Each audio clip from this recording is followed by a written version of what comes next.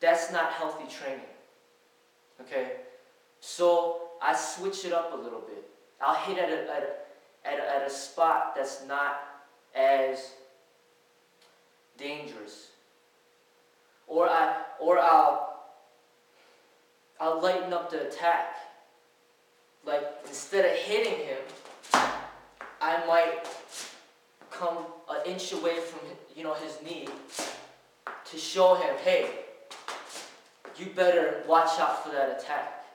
Or come an inch away from his stomach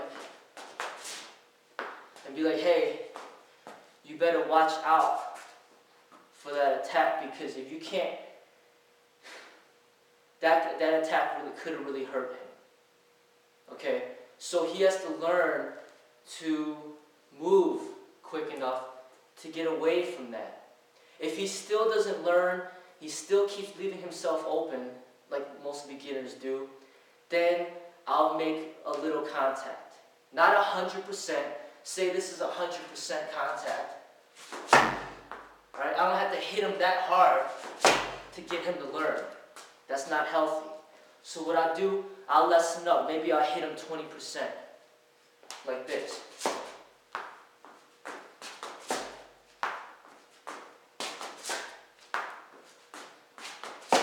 Okay, I'll hit him just a little bit. Just to get him to learn. To get away from the attack. To be able to move in time. Alright? That way, I take care of his health, and when he does it, reciprocates it to me, then he watches out for my health. So we watch out for each other's health. We don't try to hurt each other and put each other in hospital and get broken bones and bruises and bloody noses and everything. There's a high degree of control, okay? In this way of sparring, it's the healthy way to spar, okay? And you go, once you get to a higher level, you go at high speed with high control. And then eventually it becomes extremely realistic. Because once he's able to get away from that kick, that high speed kick, and he's able to get away from that, then I could really kick with 100%, and he will be able to get away from the kick and not get hurt. Okay? I can punch as hard as I can. Okay? But if the person ducks the punch, then he's safe. So say I punch like that as hard as I can, but the person ducked the punch, he's safe. Okay? And we're both safe. Alright? He was able to develop himself to be good enough to get away from a real punch. Because I trained him to and taught him to get away from it. Alright? So then there, we could almost have like a real fight.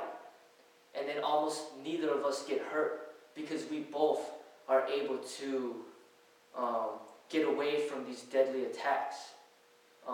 We train ourselves to move quick and know how to defend ourselves, so that even when deadly attacks are coming at you,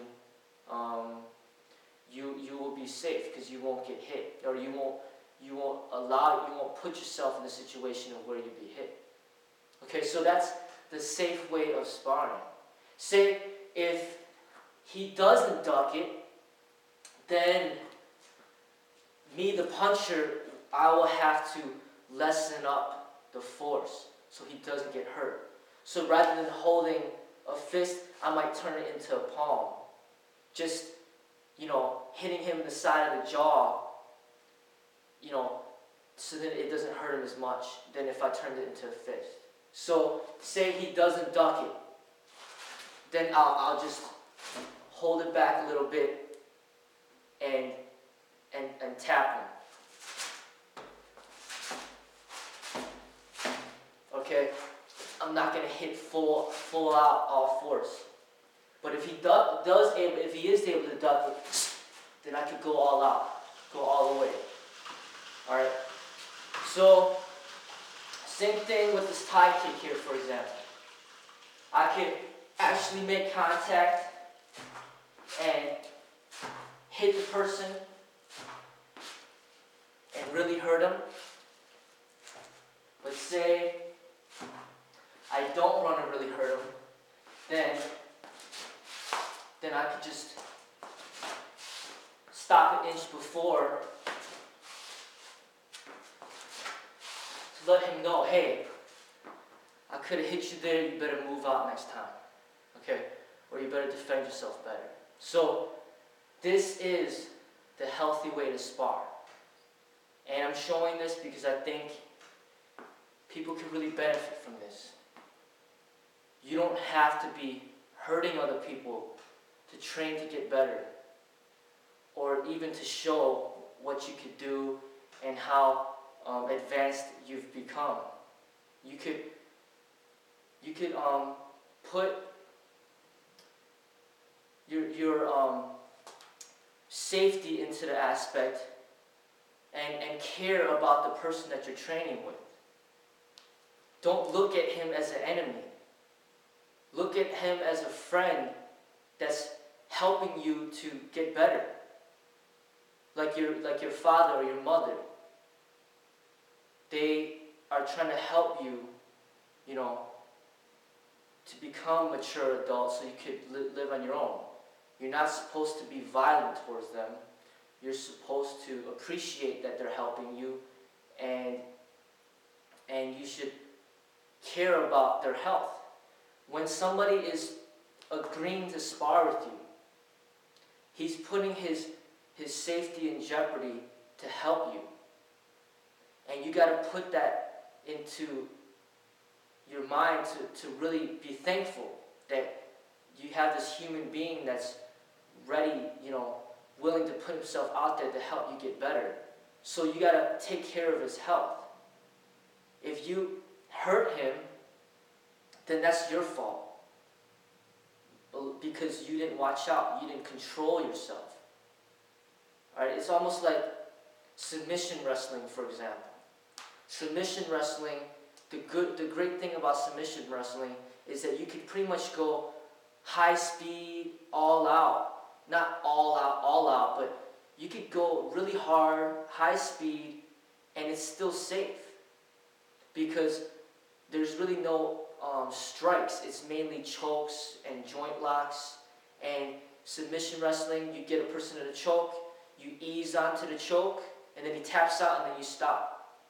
And then both people are safe. That's a safe way of training, and you're watching out for each other's safety. That's why it's such a great, effective way of fighting, is because people could train really hard and be safe at the same time. They ease into the choke, they ease into the joint lock, they watch out for the safety of the person they're training with. Alright? But imagine if there was no easing into the choke, they just choked and killed the person. Or there was no easing into the joint lock, they just break the arm. That would be one of the worst ways of training to be a better martial artist or a better fighter. Okay? And that's kind of what, if you apply it to stand-up fighting, that's kind of what it is when you just punch someone as hard as you can and you really hurt them. That's not safe, and you're not bettering the other person. You're not helping the other person. You're just taking advantage of the person. You're hurting the person, and you're not helping the person. So this is the way of training of where you can watch out for the safety and really help each other get better. Because if your training partner is in the hospital, now you have no one else to spar with, and you're not going to get better either. And it shouldn't also just be just about you and being selfish and you getting better and no one else. Okay? When you're training with people, you should watch out for their safety and help them get better to get to your level. If you are at a higher level, help them get to your level.